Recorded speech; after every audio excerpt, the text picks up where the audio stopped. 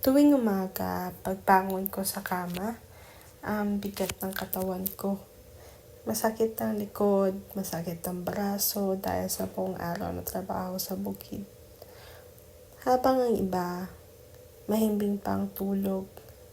Ako, gising na, dala ang pag-asa na sana may mabuting mangyari sa araw na to. Kami ng pamilya ko araw-araw nagsusumikap para lang may maipon kahit konti. Pero minsan, nakakainis isipin yung pinapaguran namin may ibang basta na lang ninanakaw. Halos lahat ng kita namin napupunta sa buwis. Ang gusto ko lang naman ay mabigyan ng maginhawang buhay yung nanay ko. Kapalit na mga sakripisyo nila ng tatay noon para sa aming magkakapatid.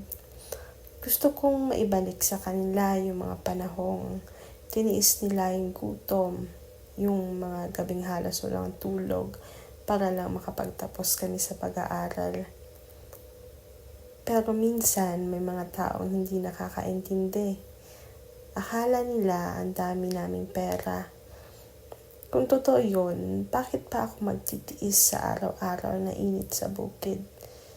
Hindi nila alam, bawat piso na iipon ko may kasamang pawis at sakit ng katawan. Tapos mahihiram pa. At hindi na ibabalik, parang wala lang sa kanila.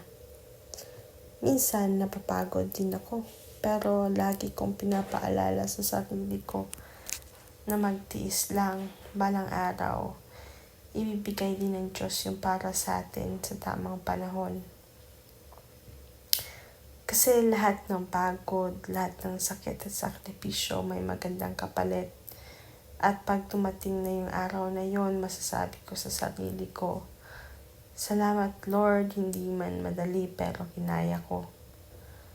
Kaya sa mga kagaya kong lumalaban araw-araw, huwag kayong sumuko.